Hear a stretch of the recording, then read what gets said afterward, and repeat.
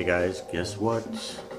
Another thrift shop run and another pile of records to show you. Some of them junky, but some of them not too bad.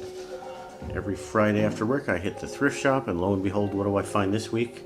A big stack of records on the cart that just came out that have not hit the shelves yet, so I'm like one of the first people to go through them. A lot of psychedelic stuff. Don't usually find nice new clean records at the Goodwill, but Aztec Camera, Knife, one of my wife's bands that she likes a lot, kind of a poppy, folky band from the 80s, and we have this on CD but not on LP, so the person who donated this actually put it in a nice outer sleeve, which is rare for the Goodwill. What's next? The only jazz record of the bunch, Bobby Enevoldsen Smorgasbord. Never heard of this guy Bobby Enevoldsen, but he sounds Swedish, and I guess Smorgasbord sounds Swedish also. This is like late 50s. It's got some good players on it, like Howard Roberts, guitar player, Marty Page, the piano player and band leader, and it's on the Liberty record label, which is, I don't know if they bought Blue Note or Blue Note bought them, but when Liberty and Blue Note got together in the, I'll say late 70s, it was not Blue Note's best time period. But hey, this is in spectrasonic sound, which is the best kind of sound you can have, right? So the other person that's on here is Bobby Troop. He wrote a couple of the songs, and he did the liner notes. Bobby Troop, if you recall, wrote, his biggest hit was Get Your Kicks on Route 66. But he was also an actor, and he married Julie London, and the two of them were the husband and, well, doctor-nurse team on the emergency show in the 70s, but they were actually husband and wife before that. So Bobby Enevoldsen, never heard of him, looked him up. So Bobby actually ran the jazz big band program at a college that's right down the street from here, Pierce Community College. And I actually played at a jazz festival competition there when I was in high school. That was many moons ago. Maybe he was leading that competition festival then, who knows. Nice cover. This is okay stuff. It's not great jazz. It's kind of background cocktail, cocktail hour jazz. It's alright. Not great. It's okay for $2. Okay, I got one record for my wife. How about one for my other son? How generous am I? Tower of Power. We came to play. Tower of Power, the funk, jazzy band with a lot of horn players and funky stuff from Oakland. This is actually an Oakland Raiders game in progress, and the Oakland A's play there sometimes too. This is the Oakland Coliseum. So good shot of all the players here. You got Chester Thompson on drums, you got Lenny Pickett on saxophone with the fro thing happening there, and you got Conte, Victor Conte, and his cousin Bruce Conte. Victor Conte on bass. He actually is more famous for his role in baseball, not in jazz, because he was the leader of the doping, steroid scandal. He kind of ran his own steroid company that got people like Bobby, Jose Canseco, and Barry Bonds, not Bobby Bonds. Those guys got in trouble. This guy went to prison, so I don't think he's playing up the funky bass too much anymore. Okay, what do we have next? Weird record on the Varese Sarabande label.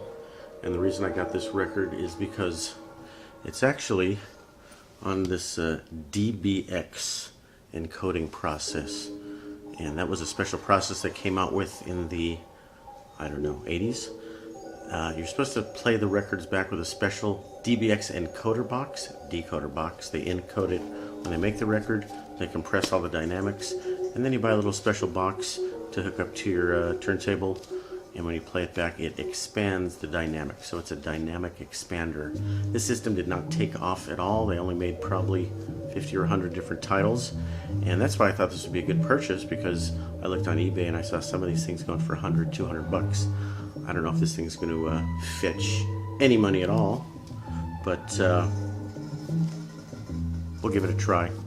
Only reason I bought this is to sell it because I can't really play it back. But who and what is this record? Rodrigo. That is Joaquin Rodrigo, the Spanish composer. And the piece of music on here is called Concerto Andaluz which is like a concerto for 4 different Spanish guitar players. His most famous piece is the Concerto de Aranjuez, which all of you have heard because Miles Davis recorded it, but he threw the title on his album called Sketches of Spain. So this is the guy, Rodrigo, who composed the title piece of Sketches of Spain. This is one of the earliest digital recordings, and they made a big deal out of recording it on the digital sound stream. Is there a bug? Yeah, there it is. The digital sound stream process. And there's this long, kind of ridiculous explanation of how awesome digital technology is. I'll read you the first sentence or two.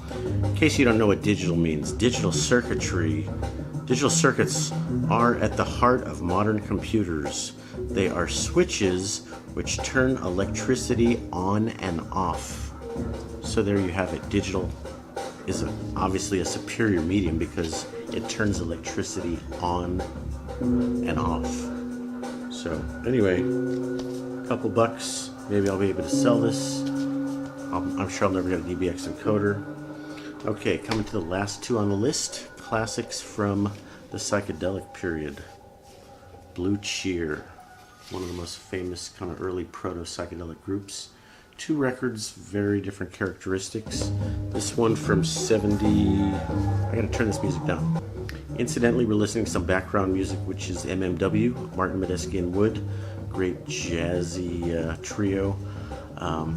This is kind of a bootleg that I traded for somebody on the internet years ago when we used to do disc trading online. So I figure if I'm playing bootleg music, no copyright hits, give it a try.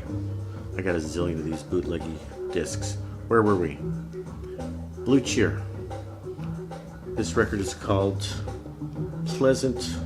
On Pleasant Hope. You can barely read it. I really don't like the cover because the artwork is it's a little bit psychedelic, but it's really a quilt, and you can barely read the letters. I was flipping through it at the store. I literally flipped right by it. Had no idea it was a Blue Cheer record until I came back with the 2nd or 3rd time. This is the more famous record. This is their most famous record, called, weird title, Vincebus Eruptum. Vincebus Eruptum. Sounds a little like Latin. Who knows? It's a joke. But this is their classic record with their famous tune Summertime Blues. Ain't no cure for the Summertime Blues. And this was their kind of style that they were more famous for. The really sort of loud feedbacky guitars. A little bit sounds a little bit like Gary Clark Jr. If you don't know what these guys sound like. Gary Clark Jr. kind of the closest thing I can think of. Bluesy, heavy guitar, a little bit of feedback, a little bit of distortion. These guys were kind of an early heavy metal hard rock band. Really sounds more like Cream than Gary Clark. But I noticed here on the back it says Amplifiers by a guy named Jim Marshall. So I'm sure you can figure out what that is. So supposedly these guys started out, Haight-Ashbury, San Francisco, kind of a Grateful Dead sound. And then one day they heard a different type of music, which was Jimi Hendrix at Woodstock, and they said, that's it. Let's go trio, let's go power trio, let's fire our keyboardist. And they were actually more famous as a sort of hard rock power trio. But this record is more like Grateful Dead folksy. So this record came after that one, 68, 71 maybe. So that really doesn't fit my narrative about the Jimi Hendrix thing. But you guys tell me, you guys know more about it than I do. Let me know what you think of Blue Cheer and their sort of change of style. Okay, I got one more thing to discuss today. Those were the 6 records I got at the Goodwill. But if you read the newspaper, which I rarely do,